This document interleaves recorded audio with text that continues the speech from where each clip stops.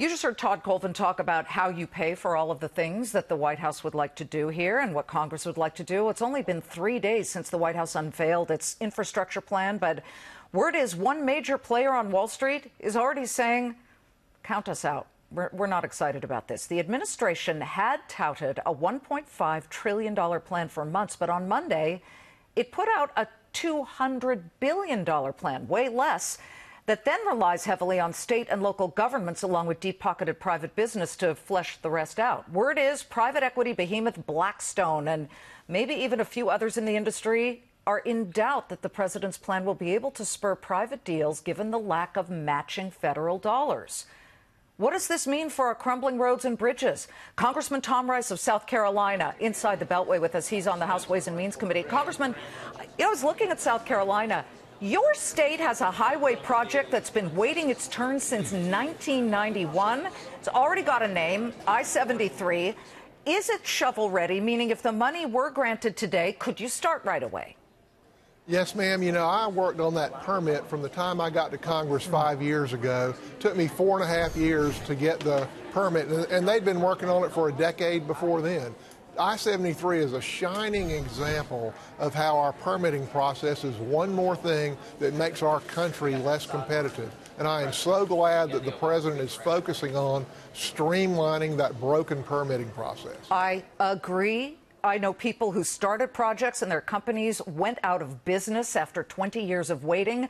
But putting the process and streamlining it aside, sir, Wall Street doesn't like the math. They don't see, and quite frankly, a lot of Americans don't see it either, how $200 billion somehow morphs into $1.5 trillion. You're an accountant by trade. Do you see it, or does the federal government have to throw more into the pot to get the private companies in? Well, you know, I don't know if people on Wall Street have noticed, but the money's kind of tight in Washington right now.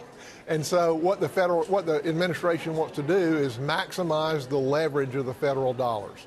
And I understand that. You know, historically, way back when money was a little more easy, the federal match would have been 80% to a 20% local match.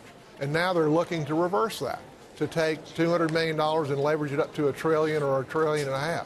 So what you're going to have is you're going to incentivize jurisdictions that are more hungry and are willing to come up with a higher match.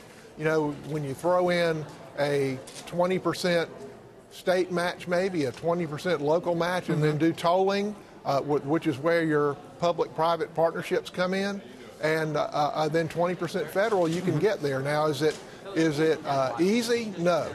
Is it using the limited dollars that we have for maximum benefit?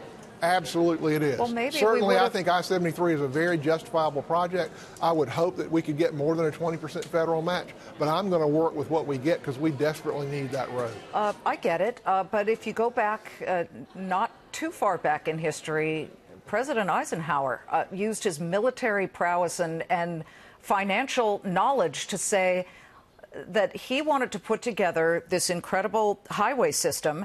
And you look at what happened. They got it through Congress. Today, about a quarter of all cars drive on it, but it was funded by the federal government. You're right. Money is tight, but did we need as large a corporate tax cut? This is what other people are asking. At a time when the economy is starting to grow, why wasn't it 25% versus 21%? Then we might have had some money more from the government to do what Eisenhower did. I believe that the reason that the economy is lifting off of the 1.6% growth in GDP that it averaged during the Obama administration up towards 3% today is because of A, tax reform, and B, regulatory reform. And if you look at the factors that we need to be competitive, I'm a big follower of Michael Porter, an economist at Harvard, who has written a menu of things this country needs to be competitive. Yeah. Tax reform, number one, check it off the list. Regulatory reform, we're in the middle of it. Immigration reform, a switch from family-based to skill-based immigration like every other industrialized country does, makes us more competitive. And modern infrastructure, all these things will grow our economy. And if we move from 1.6 to 3 or 3.5, that makes solving our deficit problems a whole lot easier. We're watching infrastructure stocks, everything from steel to materials, looking a lot better these days. Congressman, thank you very much. Good luck with that aging idea of a brand new I-73. We'll come down and see it if it ever gets built. What a pleasure to be with you today. Thank you, sir.